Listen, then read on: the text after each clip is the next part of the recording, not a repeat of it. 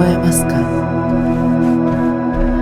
私は今、あなたの脳内に直接語りかけています。聞いて、感じて、考えて。2026年1月1日始まりました。新年初〇〇。皆さんが体験した新年初〇〇のお便りをいつでも募集しております。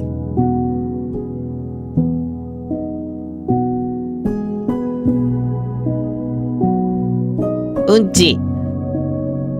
新年初うんちが出てしまいました。申し訳ございません。